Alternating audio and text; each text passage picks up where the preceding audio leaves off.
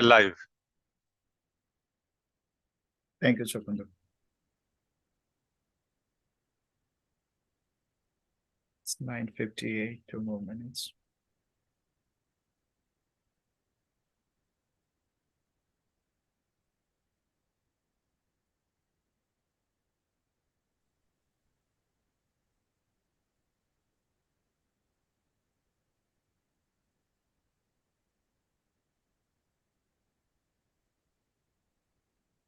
Alumni and Gabesu non-members, including myself, a former Gabesu exec committee member, and a current Gabesu Tripur Foundation USA trustee. Now, today's event, that is IIEST Tripur Alumni Networking Special Interest Group event, is one of 3 SEG events. Today's one is for General Leadership SEG event with the title Understanding Different Leadership Styles, Adapting Styles in Various Situations.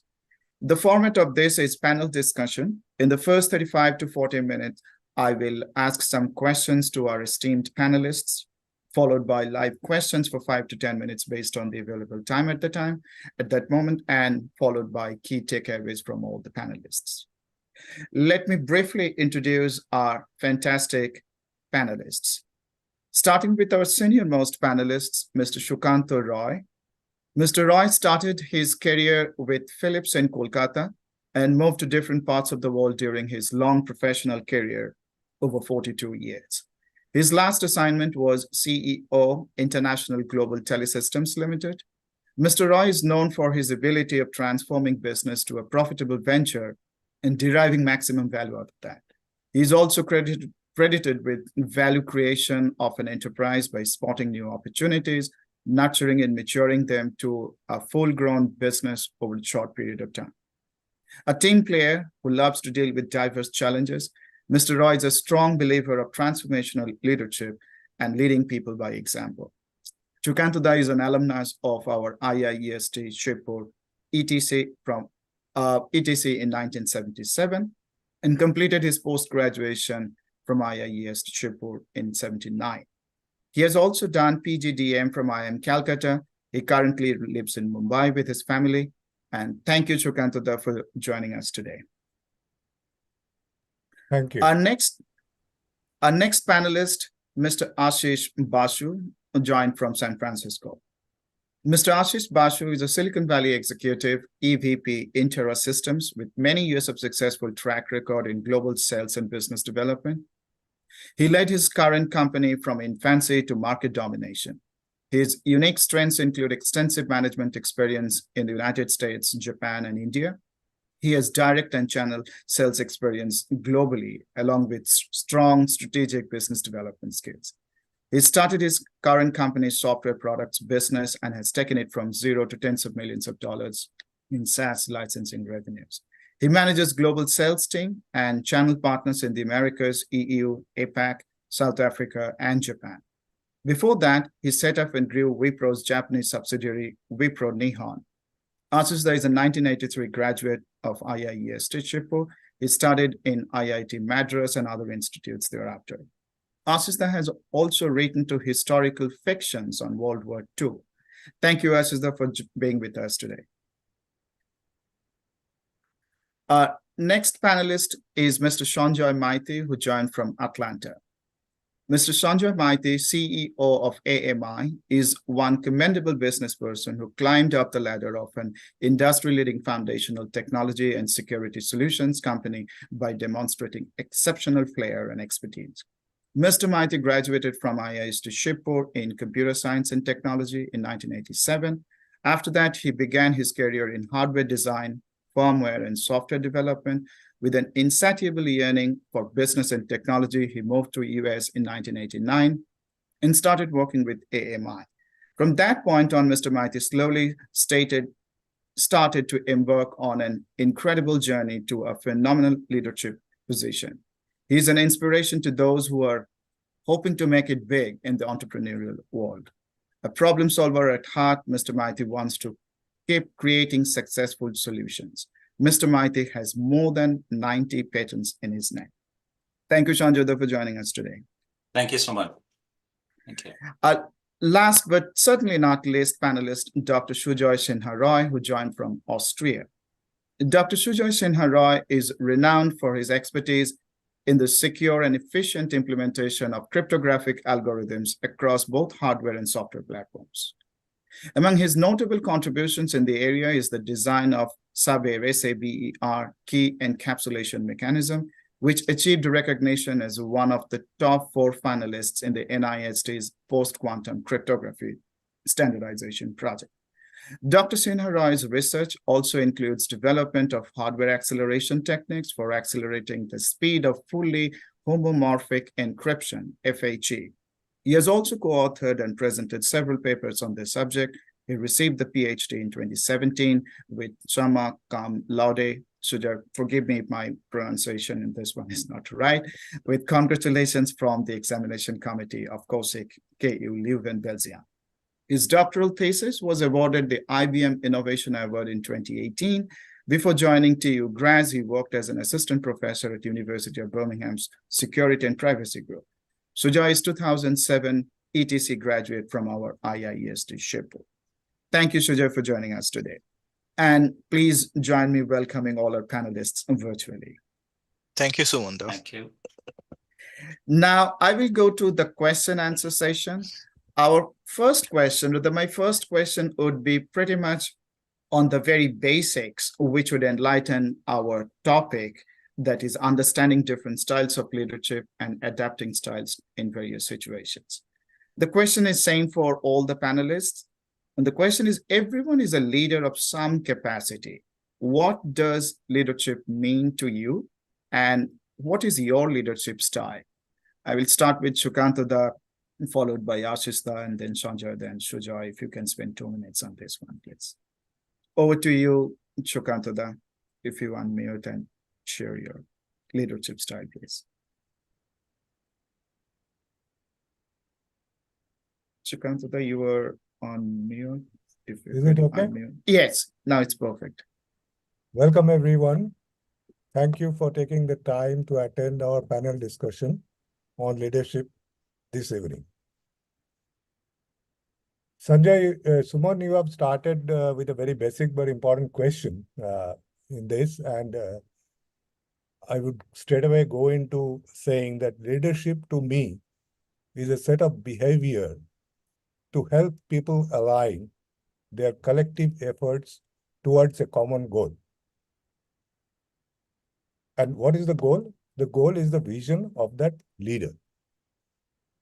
Now, as you know, leadership is exhibited in all spheres of life, in a corporate environment, in the field of education or research, in society, in government, or in politics. However, not everyone is a leader, because without followers, leadership doesn't work and it becomes a chaos. Leaders create their followers by exhibiting certain traits, most important being vision, empathy, and action. So that is my basic definition of leadership. And with this, I will come to the styles now, leadership styles. Leadership styles are different for different individuals. I'm not using jargons because there are many leadership styles that you will get, if you search Google or something. But yeah. I'll give you a very simple, basic explanation. Leadership styles are different for different individuals, and even for the same individual in different situations. It's the ability of a successful leader to change or fine-tune his or her leadership style based on the situation and the challenges ahead. Am I clear? So what I try to mean to say is that leadership is situational. There is nothing fixed called a style, leadership style. Leadership style is situational. My personal preference is a transformational leadership. However, not throughout my life, I have followed that leadership style. And to be honest, I have changed my leadership style many a times, depending on the situation. Thank you. Thank you, Shukanta. From transformational leadership, Ashista, would you like to share your leadership style and what do you mean by leadership? Thank you, Shraman, and thanks a lot for the participants joining this all over the world. Leadership is a widely researched topic. Many books and papers have been published on leadership. For this audience of mostly young folks, perhaps a working definition would be more meaningful. Leadership is about leading or being led, depending on where you sit in the organization. You could be the teacher or the taught. To me, leadership is about role modeling, making tough choices, and influencing others for larger cause or common good. Leadership is about working with people, which requires emotional intelligence. Most of us don't learn emotional intelligence in college. That skill is usually acquired outside a college setting over some time. Emotional intelligence is an enabler for influencing and acts as a compass for tough choices. Leadership is also about listening, understanding, empathizing. In a pyramid-style organization structure of the past, young people typically entered at the bottom and gradually rose up. That model is a bit outdated. In today's organizations, you see smaller, nimbler, faster, and more leveraged companies. Today's organizations are more collaborative. They work with partners, outsourcers, manufacturers, and channel partners. So today's leaders are expected to get a lot of the work done without a formal org chart. And that's where influencing becomes very foundational to leadership. My own leadership style is collaborative. Stylistically, I prefer the servant style leadership.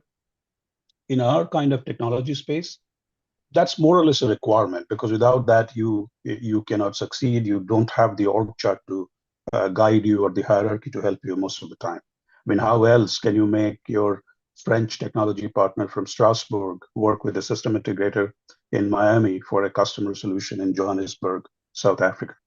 So that's what my take on leadership would be. Thank you, Asista. Sanjay, would you like to share your perspective? Sure. Thank you very much. And Sukantoda and Asista made my speech easy. They have summed pretty much everything with their experience and everything. So I would tell that leadership is just like parenting. It's actually exists within us, and it's very situational, I would say, because depending on the situation, you change. Depending on the day, you change your parenting style.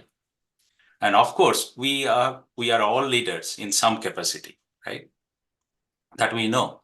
But I would say my style is more servants leadership style, and definitely it is required, as Asista mentioned, in our technology. AMI, especially my experience is we deal with foundational technology, which comes into the computer world, where we make the actual platform or we make the actual hardware and the basic foundational technology.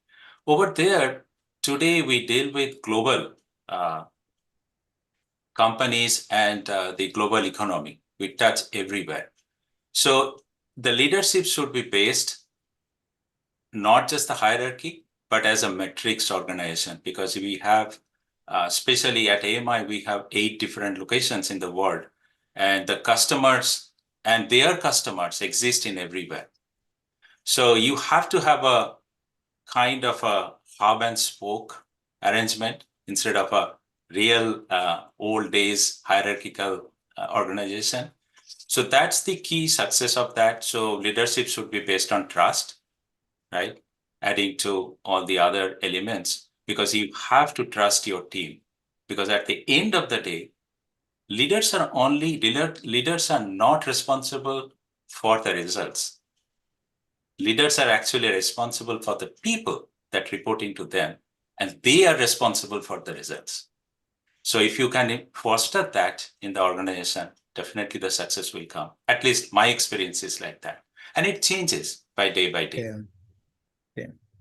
Thank you so much, Sanjay, that on the situational part. And also, if time permits, I will ask a question on the servant leadership later. Sure. Sujay, over to you if you share your perspective, please. Thank you, Sumanda, and thanks to all the organizers of the event.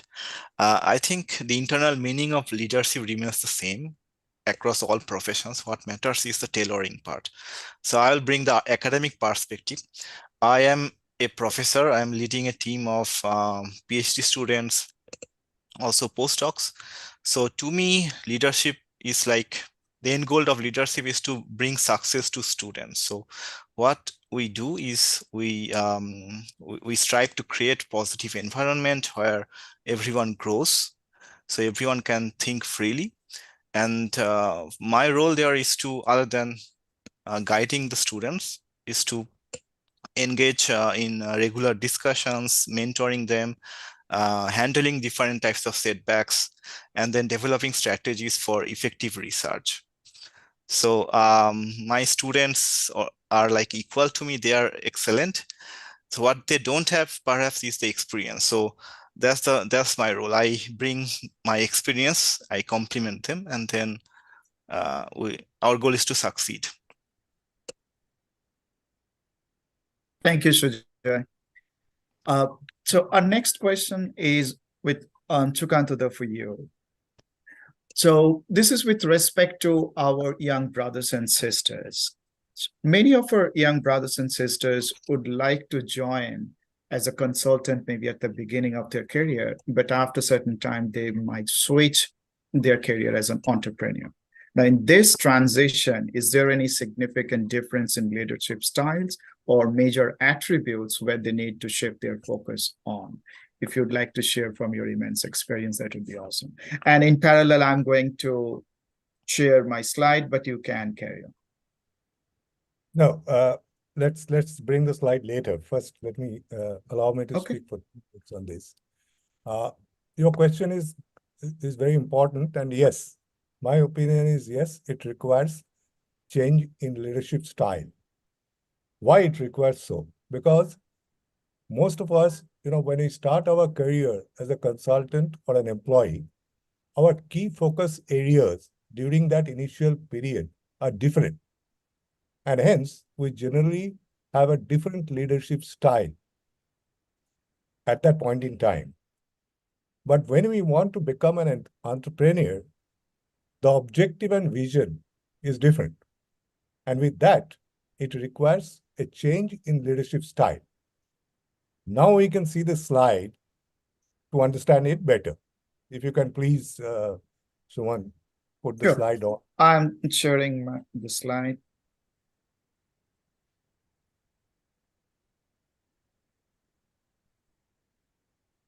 Yep. Is it on? Yes. Okay. The slide's heading is migration. If you look at the left-hand side, there's a focus area, and the focus areas for the manager and the consultants and the entrepreneurs are given, set of focus areas. Now, when you are a manager, you are mostly involved in administering, maintaining, the solving the problems, doing things right, and therefore you relies on control. In all of us, you means a new joining. Whereas when we work through the system and we work for some time and we want to become an entrepreneur, our focus shifts from administering to innovating, from maintaining to creating, from solving problems to identifying opportunities, from doing things right to making it happen, and from relying on control to building the team. So in this change in focus from a consultant to an entrepreneur requires certain changes in leadership style. What are they? So when you start working in your career, you work as a more of a transactional style, which means your team performs well and you give them incentive. So it's a transaction-based leadership. You are still a leader because you are recommending it. And it's more of a bureaucratic style, but also participative, because without team participation, you don't succeed. When you go to an entrepreneur, when you become an entrepreneur, there could be a difference in opinion, but I believe that when you make a startup company, sometimes you become authoritative. And there are many examples of an authoritative leader when they start the company and change their leadership style when the company matures. One of them is Steve Jobs. When he started Apple, he had a different leadership style, and when it grew, he had a different leadership style. The second style that an entrepreneur sometimes follow is a paternalistic style, which means that the followers look up to him. The co-workers, they work as a family member, and they look up to the leader as a parent. It's also a participative style, and it is also sometimes a laissez-faire, which some speaker has said that when you start a next-gen company, you will have to look into that part of leadership well. So basically what it means is when you work as an employee or a consultant, when you start your career, your reliance will be for more on push, which means tell, direct, and delegate. Whereas an entrepreneur, it will be more on pull, which is empower, collaborate. You start directing people when you start your career, then you have a team under you, and you start directing people, which means you instruct more. And when you graduate to an entrepreneur, you start coaching, which means you listen more. And third and most important change in style is aligning employees with the problem. When you work as a team leader, you align employees with the problem or the task. But when you work as an entrepreneur, when you want to migrate as an entrepreneur, you align employees with a vision. And that's your vision. So the alignment is there, but the alignment to the subject is different. So that's my take on the change in leadership style from an employee to an entrepreneur. Thank you so much, Sukanta. This migration specific and focus area change is really insightful. So next question is for you, Ashista. It's also generic in nature. We talk about the continuous learning is perhaps the only constant thing we have to change and adapt.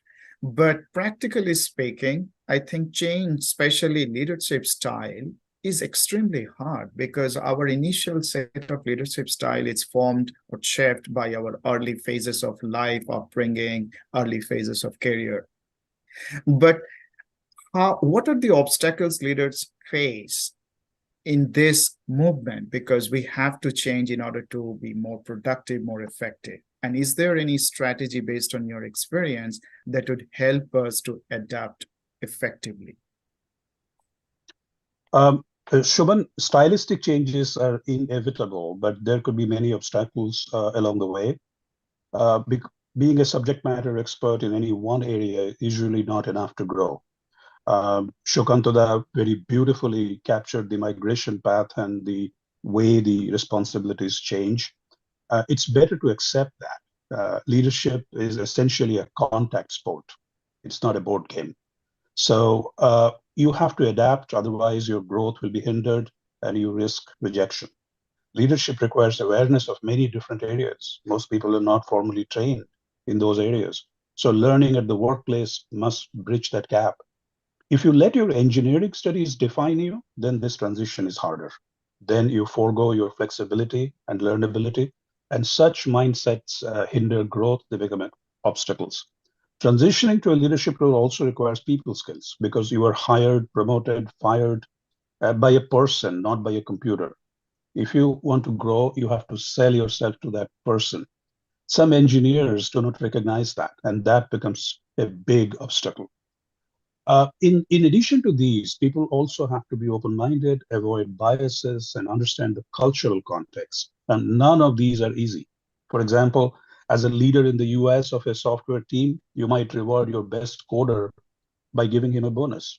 But if you took that action in Japan, it could be disastrous. The team might leave because in the Japanese culture, individualism is not appreciated, it's collectivism.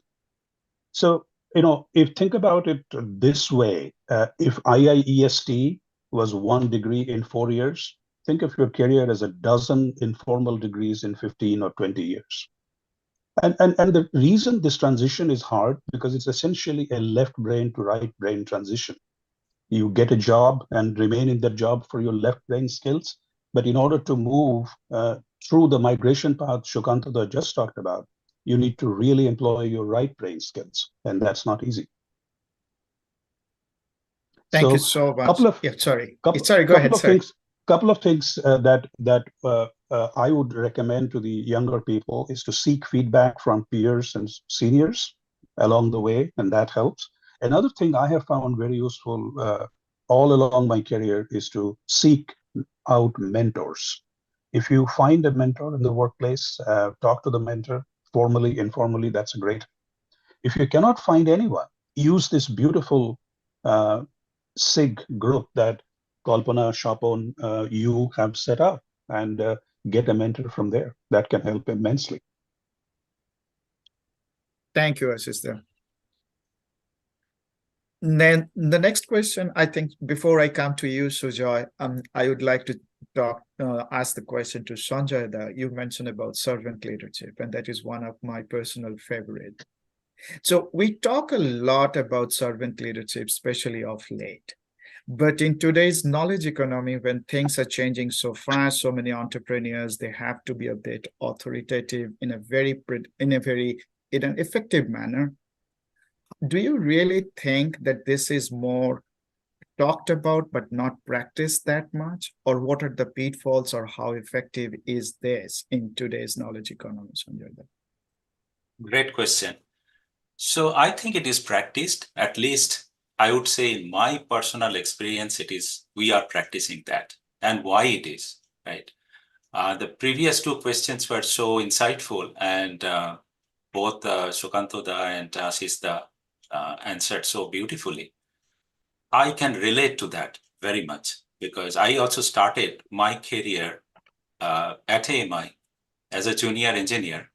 And then first 10 years of my career was just being a manager, having a group of people. I have a problem, I have a project to deliver, and we all know that phase very well. After that, I started a product development, just like a startup company within AMI, just like a startup. And it was just funded, and I had to run everything. So then I can relate very nicely to Sukantoda's slide that I had to change completely and start, bringing the vision and solving a problem in the industry, how it can be solved, and put together a group of people, gathered them from India, whatever it is, different locations, and grew. During that time, I also gathered experience that this product was touching mostly Greater China region and India as a R&D. So I had to set up team. I had to understand and learn the culture of two different locations, which Ashish nicely put together, right? It is true that if you deal with a global team, you need to understand their culture and you need to respect their culture. You cannot be authoritative all the time. If you go to Japan, they go by protocol. If you go to, because we have branch offices in Japan, Korea, China, Taiwan, Germany. So, so vast different cultures. Unless you know and respect that culture, you will never be successful. So that was the second phase of my life. And then third stage started when I started becoming, running the company as a CEO back in 2019.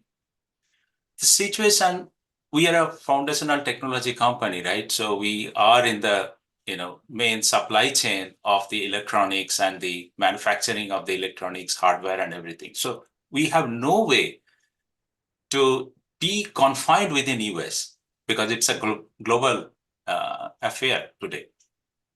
Now, guess what happened? Just after I became CEO, within 2 months, there was something we always talked about, or emphasis about SWOT, analysis of the company as a leader, right? What is the strength? What are the opportunities we have? Where is the problem? But there is something called PESO, which is political, economical, environmental. We all read about it. But guess what happened? All of a sudden, when 70% of our business is coming from Greater China, all of a sudden there was a bill passed in US within 2 months of I took over that there is a huge uh, uh, restriction on doing business with China, right? So that was one of the things that I had to navigate because there is no way you can correct yourself. It does not, you don't control that. Then guess what? Within 6 or 8 months, there's something called pandemic came. The world never even seen that. And doing the business remotely without having a FaceTime with the locations that we depend on and where we have our 70% strength and the business, unless you trust and unless you become like a servant leadership, you cannot do it. That will not happen at that time. So pandemic, COVID taught us a lot of things. I think it was the best learning that humankind had as a leader also. Then followed to will be a chip shortage. Then there is a war now. So I can understand the paste or pestle point of view very much that how we can change every time. So servant leadership is still practiced, at least within our company, at least I practice it. The reason is we have to trust and respect different cultures and work with them. But at the same time, we have to have the control. So we have to have some kind of a very good implementation of a matrix organization where your functions, you will have completely function driven and your first goal should be organization, right? That's the servant leadership thing. No matter how many boss you have, no matter how many solid or dotted lines you have, first priority is organization. Thank you so much, Sanjay. I loved your China experience in this context.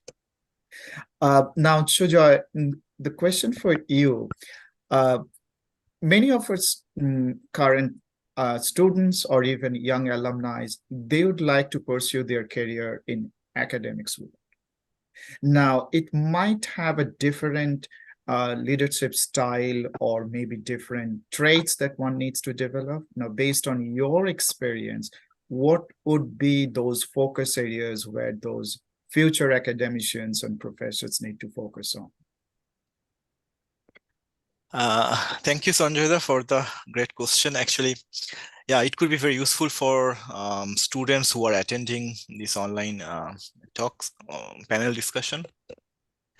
Yeah, so first of all, for young students or like fresh graduates, my suggestion will be to focus, if you're considering doing a master's degree or a direct PhD or a PhD, to focus on academic excellence, because this will give you a strong foundation, and this foundation you need to become a leader. A leader is a very knowledgeable person with experience, should have the capabilities to take risk. Now, after say a master's or PhD, you have generally three different choices. Like you either join industry, you build your own startup from your research outputs, or you join academia. I think experience as a professor, assistant professor in academia, or building your own startup company, they have very similar experience. Because in academia, when you become an assistant professor, say a tenure track assistant professor, this is very competitive. First of all, like only 3 to 4% of top PhD students, they opt for academic positions. And then in your tenure track, you have to first bring a lot of funding. You apply for research grants to funding agencies or to companies, and then there are also competitors. Maybe say 20% of the funding proposals, they get accepted. And then when you receive the fund, your goal is to build a team, and that's the team building challenge. And for a PhD position, there can be hundreds of applications, but not all of them are worthy of doing a PhD. So you, as a leader of the team, you have to go through the applications. You have to do lots of interviews and find the appropriate talent for your team. This is really important, because your student, PhD student, will lead the research in the future days. Okay, so you have to select the original talent. And then once you have built the team, there are new challenges. For example, say in academia, you have to write papers. So if you're doing a PhD, your PhD thesis will be built on several publications in journals or conferences. And getting publication is challenging. Most likely your early publications, first 2 or 3 papers, they get rejected from the journal, prestigious journal. Okay, then it's a usual question asked by the young researcher, like, my paper has been rejected, so what shall I do? Like, I am devastated, I'm demotivated. Then you as a mentor, it's not to blame the student. Your goal is to analyze what led to the rejection of the paper and then develop strategy, like how this paper can be improved, how those questions can be addressed. Not to become angry on the reviewers of the paper, to adapt. It's basically adaptation according to the need, improve the paper, and then try again. So that's one side, academia, and then you are also a role model for your students. So what you do influences your students. Like, I learned a lot from my professor.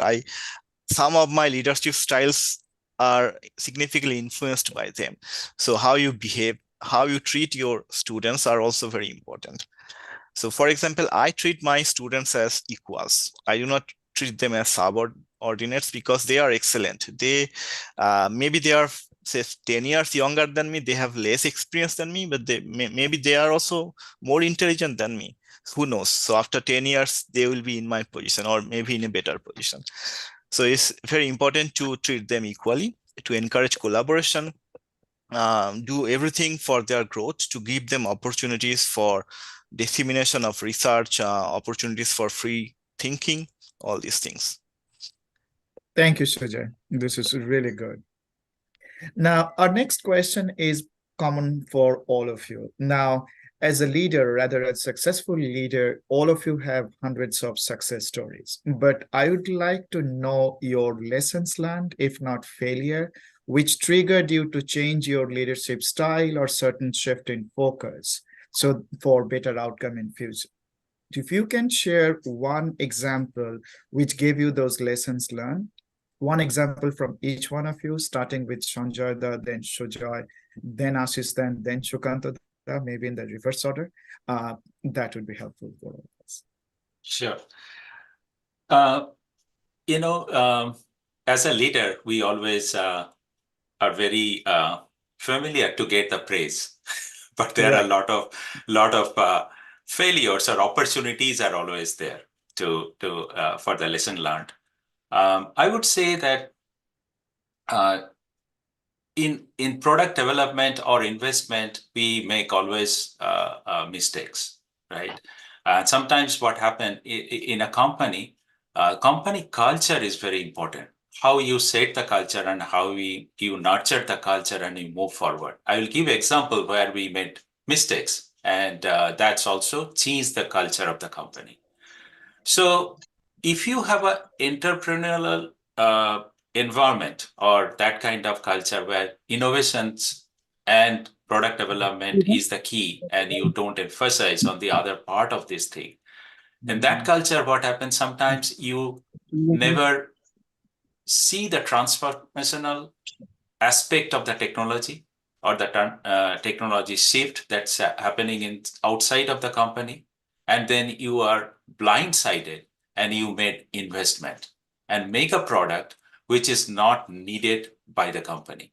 So for example, in our company, we have made products, we have significant investment and created a product without knowing the purpose. So one of the thing is very important. Every single one or every company should know, I'm building a product. What is the purpose of that product? Is it solving a problem?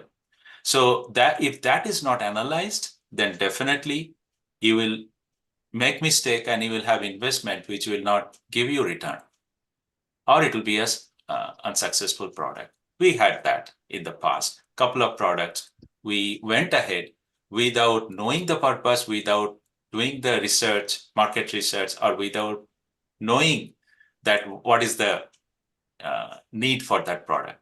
So I would say that these are my lesson learned, and we have changed that company culture based on that. And you need to have certain things bring to the company. That would be my 2 cents for lesson Thank you, learned. Sanjay. This is wonderful example. Sujoy. In my academic area, I think micromanagement can be problematic. That's my opinion.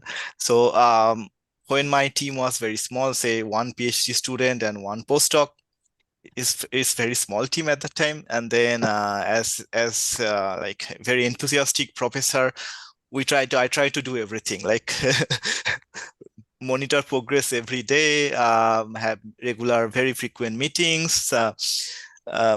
Yeah, this can be good for say a PhD student who has just started, so gets very regular guidance, but may not be sustainable. So at some point it can cause suffocation, because a PhD student is doing a PhD because he or she thinks is a top academician or aims for becoming a top academician. So will not definitely like some environment where there is too much of controlling. So that was something I understood, and then I changed my pattern. So now my team is it's not very big, but say there are 6 PhD students, 1 postdoc, and several master students. In one way, I cannot do micromanagement because Now you it's are not doing feasible. macromanagement. Yeah, macromanagement. But that was something useful understanding. So this also applies to startups, like research-based startup. For example, nowadays many PhD students, after completing their PhD, they start startup companies, and there they like if you are handling a team of other PhD researchers, okay, then and you cannot be authoritative, so you cannot just ask them, give order, and then they will not accept that. They have other opportunities. So I think that can lead a mistake in research-based startups as well. So Wonderful another example of servant leadership, right? That's Yeah. servant leadership. Yeah, Exactly. servant leadership is one example. So, Ashish, would you like to share your example? Well, in a long career, we're all getting very old, about to retire. So, in a long career, you have many lessons that you learn. I will just pick a couple. I think Sanjay alluded to it quite eloquently. Your team is everything. In your journey, you realize that if you don't have a good team, if you don't inspire them, motivate them, if you don't spend time with them, mentor them well, then you come to regret it. One of my biggest lessons was that. So I have become a big champion of mentoring, try and do that all the time. And I have been very blessed, extremely blessed, to work for some legendary managers in our industry, and that's helped me a lot. Still stay in touch with them. And that's one lesson. Focus on the team, understand the team dynamics, and develop that as a core capability. My style is like a builder. So wherever I go, I stay for a long time and build the company to success. Sometimes that doesn't work for the founders or the board members, and that's another lesson that I have learned, that if your style doesn't work for the founders, the board members, you need to ask those difficult questions early in the game. In 2001, I was working for a company where the founder and the CEO wanted to sell the company. And he said, if we raise funds, then we should be able to easily grow the company and sell. My understanding was that if we raised funds, then we'll have more time to build the product portfolio, particularly in a market like Japan. I had not understood that he would pretty much leave the business as is and run away if the fundraising round was done. So we spent a lot of time, raised money from Intel Capital and a few other places. But end of the day, before we succeeded in Japan, even before we saw the first royalty stream, he decided to fold the company and go away. My biggest lesson was when I sat down with him during the recruitment stage, I should have asked him, do you have a long-term vision? Or Are you really wanting a 2-year strategy? And if I had asked that question, my guess is I would have got the correct answer, but I didn't. And that was one big lesson. So these are couple, and there are others, but one of the significant things I have realized is this is essentially a left brain, right brain transition. And all the young people should keep that in mind. IIEST, IITs, they all teach you left brain, but learn to respect the right brain part of it. And it's important to realize that. Thank you. Thank you, Ashista. This is wonderful. Sukanta, would you like to share your experience in this regard before we go to the live questions? Shuman, it's very difficult to identify one. Since Exactly. I had many. I must confess, Yes. I had many such instances, and but I will try and narrate one of the stories that I have in my life that I had. In those days, long back, I was heading our consumer telecom division of our company, which involved distribution and after-sales service of consumer telecom products. In those days, it was fax machines, key telephone systems, and cordless phones. I am talking of 80s, late 80s. And it was working like a very well-oiled machine with set systems and processes in place. And the leadership style that I was following is paternalistic leadership style, where the co-workers view each other as a family member. And they look up to a leader as a parental figure or a role model. That was the style that I was following during my role. Now, what happened is our company wanted to diversify into another area. I won't name it, but let's say it's a services area. Okay, not a product, but a services area, telecom services area. And it's completely opposite. It's not similar to where we were working so far. And the board chose me to lead the new initiative. So what I went through a lot of studies, research, on this, that how to lead, what leadership style should one take, leading a services company, and blah blah blah blah blah. Then I came into a conclusion that I must change my leadership style from a bit of an autocratic to a more democratic one. That was my realization during that time. So I formed a team with the intent of empowering the team as stakeholders. I took a little hands-off approach. I was expecting them to take the decisions with proper training and support. Of course, the training and support was there. So with that, I was expecting them to take a decision amongst various alternatives. The result was a disaster. While I was expecting them to arrive at a decision after carefully considering the alternatives, little did I realize that they are still looking at me to take the decisions from that parental, perspective. So the result was a disaster. Now, what did I learn from this experience? What I learned is three basic things. One is timing. The timing of change in leadership was incorrect. I probably would have continued with the same parental style for a little more time. And then when the initiative got a little matured, then I would have probably switched over to a more democratic style. Second thing I learned is the training. The training provided to the team was inadequate. And the third thing which I learned is communication and clarity. My expectations and the change scenario was not clearly communicated to the team. Okay. So I wouldn't say that it triggered a change in my leadership style, but it taught me that among all other things, I should focus on the timing, the training, and the clarity when I'm contemplating a change in my leadership style.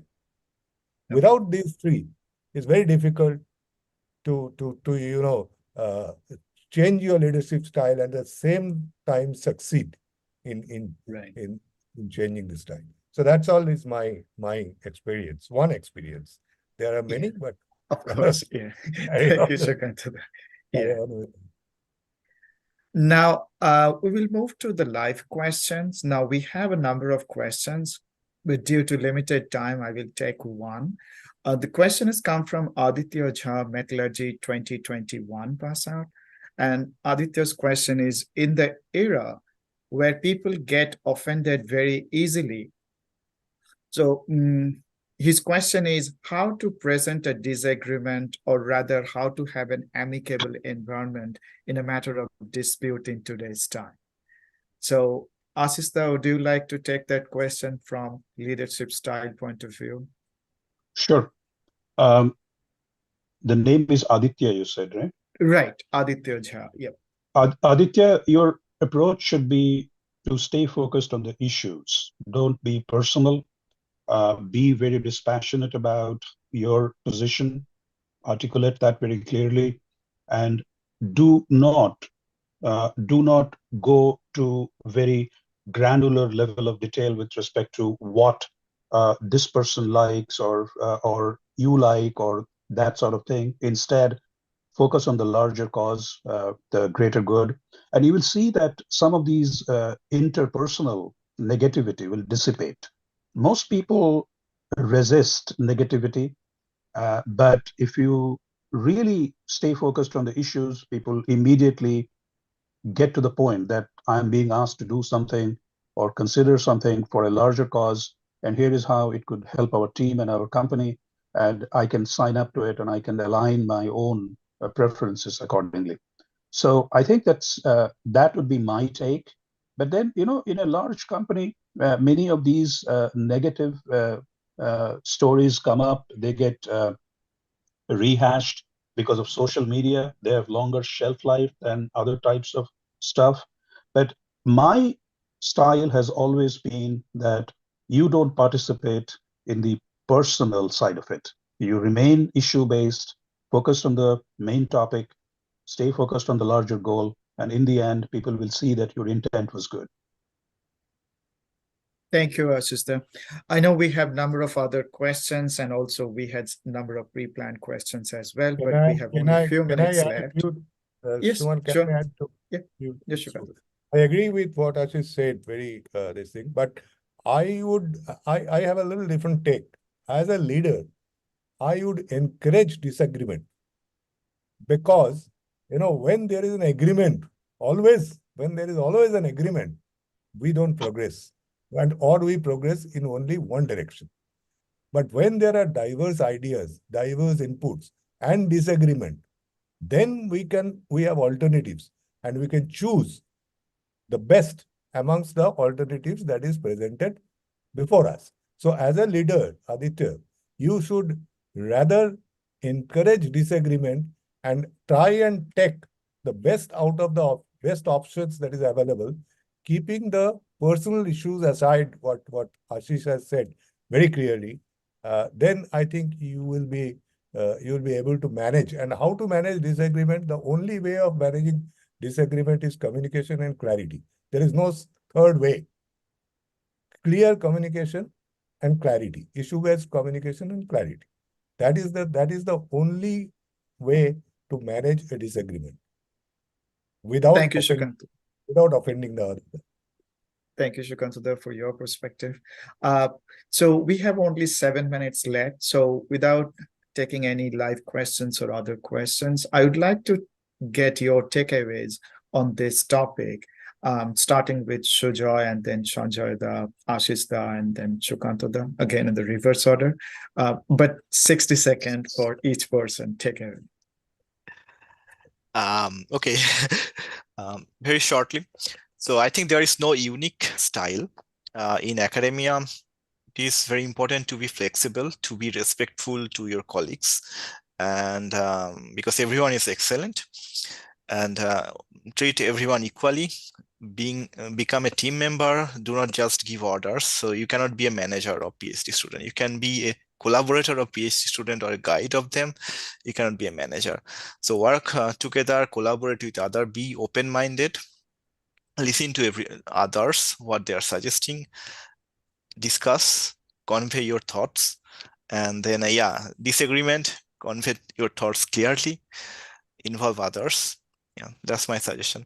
And also, please do not copy any one style. So it has to be personalized. So if you become a leader in academia, your style will be influenced by your personality. So you don't have to copy others, but you can take inspiration from other stories. Thank you, Sajid. Thank This you. is really good. Sanjay, then. Yeah, of course, there is no fixed style, as we all know, but it is very important to foster a very good culture for the company or an organization. I'm talking about the company point of view, as Sujay mentioned about the academia. So that's very important, because depending on the culture that you make, you will be successful in the leadership. So in our environment, for example, I would say that as it is a servant style leadership, the first value that we bring our culture is the accountability. You have to trust people and you have to make them accountable, right? So accountability is one of the things. And in this era, we have to do innovation. Customer is our focus.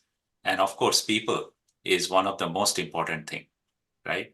So if you foster a good culture, this is what we value very much.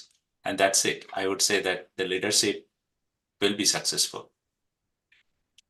Thank you, Sanjay. I see Devilda raised his hand. Devilda.